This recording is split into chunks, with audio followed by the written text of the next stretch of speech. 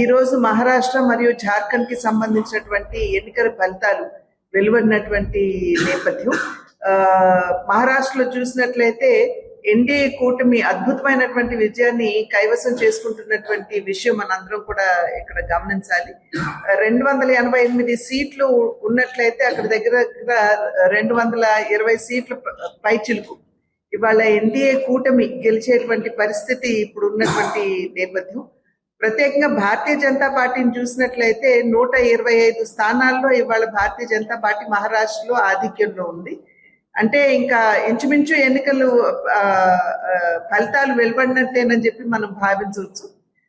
అదేవిధంగా జార్ఖండ్ లో ఇప్పుడు వచ్చేటువంటి ఏవైతే ఉన్నాయో దాంట్లో ఒకంత ఎన్డీఏ కూటమి వెనుకబడినటువంటి విషయం మనందరికీ తెలిసిందే.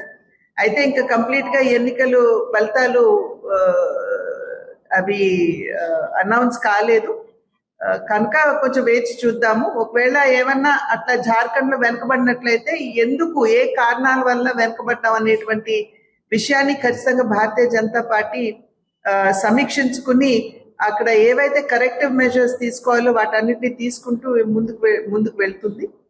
అదేవిధంగా ఏ పార్టీ అధికారంలోకి వచ్చినా కూడా నిర్మాణాత్మకంగా ఆ రాష్ట్ర అభివృద్ధికి భారతీయ జనతా పార్టీ కట్టుబడి పనిచేస్తూ ముందుకు వెళ్తుందని చెప్పి మీ అందరికీ కూడా నేను తెలియజేస్తున్నాను. అదేవిధంగా ఇవాళ మహారాష్ట్రలో కనుక చూసినట్లయితే అద్భుతమైనటువంటి విజయాన్ని ఎన్డీఏ కూటమి, అందులోనూ భారతీయ జనతా పార్టీ ఇవాళ కైవసం చేసుకుంటుంది. ఇది ఒక రకంగా చూసినట్లయితే ఏదైతే సమాజాన్ని, దేశాన్ని విభజించి పాలించు అనేటువంటి ధోరణితో కాంగ్రెస్ ముందుకు వెళ్ళిందో, అంటే రాహుల్ గాంధీ గారు ఎప్పుడైతే బీసీ కులగణన జరగాలి అని చెప్పి ఒక ఎమోషనల్ అంశాన్ని వారు తీసుకుని వచ్చి దెబ్బతీయాలి అని చెప్పి చూశారో, ఒక రకంగా భారతీయులు, అందులోనూ మహారాష్ట్రలో ఉన్నటువంటి ప్రజలు దాన్ని తిరస్కరించారు అనేటువంటి విషయం మనం ఇక్కడ గమనించాలి.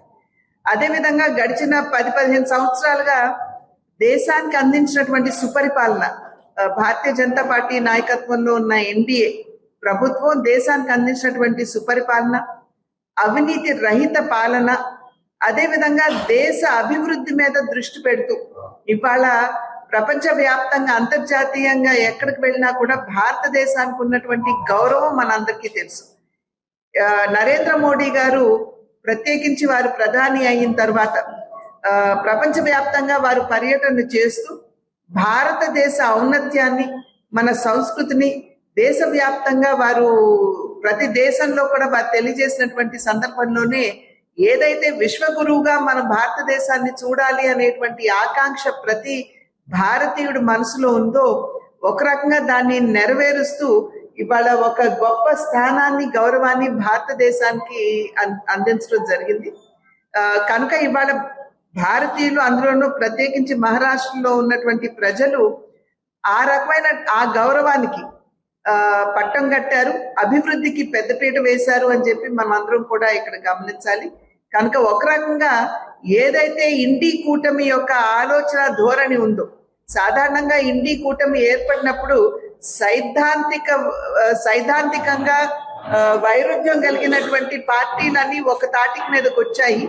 మీ లక్ష్యం ఏమిటి అని చెప్పి ఇండీ కూటమిని ప్రశ్నించినప్పుడు భారతదేశాన్ని అభివృద్ధి చేయాలను, అవినీతిని అంతమొందించాలను అని కాకుండా ఒకే ఒక లక్ష్యం, అది భారతీయ జనతా పార్టీని ఓడించాలి, నరేంద్ర మోడీ గారు ప్రధాని కాకూడదు అనేటువంటి ఒకే ఒక సమాధానం మనకి ఆ కూటమి కన్వీనర్ అయినటువంటి మల్లికార్జున్ ఖర్గే గారి దగ్గర నుండి కూడా వచ్చినటువంటి విషయం మనందరికీ తెలుసు.